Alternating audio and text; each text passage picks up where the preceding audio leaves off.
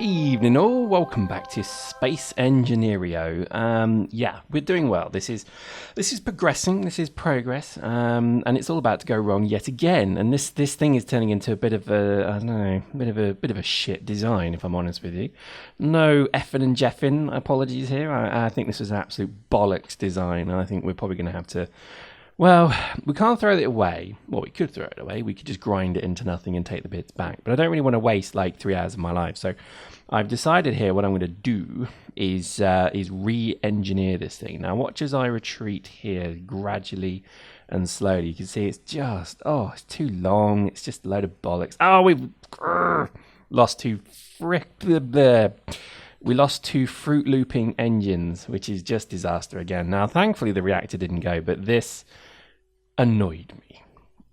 It really annoyed me. In fact, it really annoyed me. Things were broken on my desk when this happened because it was just like, dude, there's nothing working on this ship. And I realized again, so, if you go back a couple of videos, you'll see me talking about some of the lessons learned in this whole process. And this really was the last straw because I realized, why am I not defending everything with armored blocks? And it is true.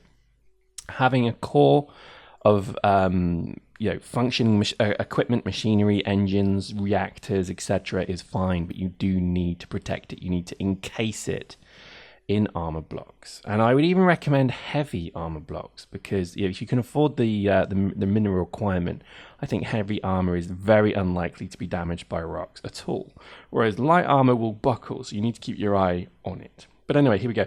This is just what I should have done to begin with, and it does make it heavier, so it means I'm going to have to obviously increase the engines, increase the thrusters. Thankfully, we've got a big reactor, and everything else I think it will be fine. It's really just, I think, the frustration of having to rebuild this whole thing again. So fast forward a bit, you see now we've encased much of the back, so the engine and the reactor are now completely safe, and they're also at the back, so it's very unlikely they're going to take significant damage. Now, if we lost one, that's not the end of the world. You can always fix it. And as you see, I'm actually encasing the reactor as well, just because I'm not going to risk that reactor going again.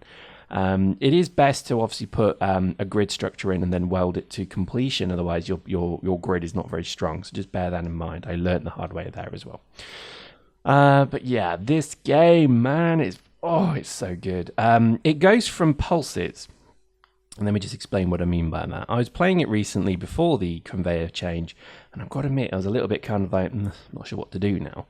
And I was kind of, kicking a few rocks around the spaceship. I was thinking, I should really go and rebuild this spaceship and blah, blah, blah, blue. And I thought, actually, sod it. Let's go play some Dust. And I start playing another game, and then all of a sudden, the butterflies are away.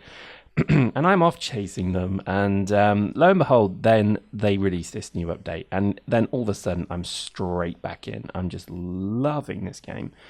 It just inspires me, and I think at the moment my biggest challenge is that I've kind of got to get a very good miner. Okay, relying on the freighters coming through the system isn't enough. I need more. So what I'm going to do is I'm going to make this into a mega miner so I can actually strip asteroids with relative ease. And you'll see how we do that in this video and the coming video. But before we do that, let me show you a nice little trick we found. This is something that, again, is a new bit of content. It's I want to call it the poop block. It poops out cargo. And I know that's very uncouth of a British man to say poop.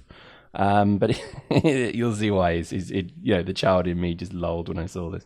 And you'll see why. Because you have the ability now to transfer ore from one ship to the other automatically. Exciting stuff, I think you'll agree. But to do this, we need to actually build the components for the mothership, the flagship.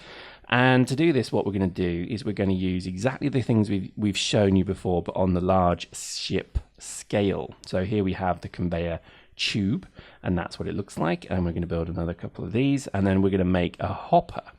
And a hopper, for those of you who didn't do manufacturing GCSE, is basically a silo, effectively, that you fill, and then you feed it through into another machine. And in this case, it's our hopper. There you go. Look at that. That's the hopper into the reactor. So in theory, we should not need to do any work to get rocks from one ship to the other, which just is a massive godsend. Massive godsend.